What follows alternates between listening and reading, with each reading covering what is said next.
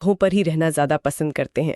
हाँ। चलिए पहले भौगोलिक या जो प्राकृतिक कारण है उनकी बात करते हैं, ज्योग्राफिकल फैक्टर्स जिन्हें कहते हैं। जी, इसमें सबसे पहला और सबसे जरूरी कारक है पानी की उपलब्धता, अवेलेबिलिटी ऑफ वाटर। पानी तो खैर जीवन के लिए सबसे जरूरी है। बिल्कुल, पीने के लिए, नहाने धोने, खाना पकाना, फिर खेती के लिए, जानवरों के लिए, उद्योगों के लिए, यहाँ तक कि नाव चलाने मतलब परिवहन के लिए भी हाँ। पानी चाहिए ही चाहिए। इसलिए आप देखेंगे कि जो पुरानी सभ्यताएं हैं या जो आज भी सबसे घनी आबादी वाले इलाके हैं, वो ज्यादातर नदी घाटियों में ही हैं। जैसे नील नदी घाटी। हाँ, जैसे मिस्र में नील नदी घाटी या भारत बांग्लादेश में गंगा ब्रह्मपुत्र का डेल्टा, जहाँ पानी आसानी से मिलता है वहीं बसावट ज्यादा होती है। पानी के बाद मेरे ख्याल से जमीन कैसी है, मतलब भू आकृति, लैंडफॉर्म्स, वो भी मायने रखता होगा। निश्चित रूप से।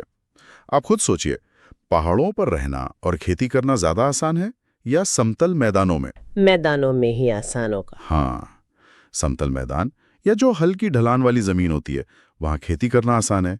सड़कें बनाना, रेल लाइन बिछाना, फैक्ट्रियां लगाना सब सुविधाजनक होता है। इसीलिए दुनिया के ज्यादातर बड़े शहर और घनी आबादी वाले कृषि क्षेत्र आपको मैदानों में ही मिलेंगे।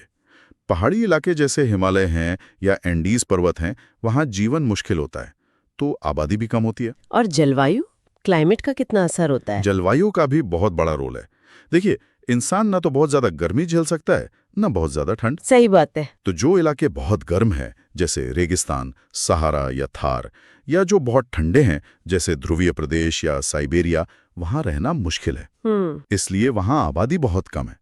लोग ऐसी जगह रहना पसंद करते हैं जहां मौसम सुहावना हो, ना ज्यादा गर्मी ना ज्यादा सर्दी, बारिश भी ठीक ठाक हो। जैसे मेडिटेरेनियन इलाके। हाँ, बिल्कुल।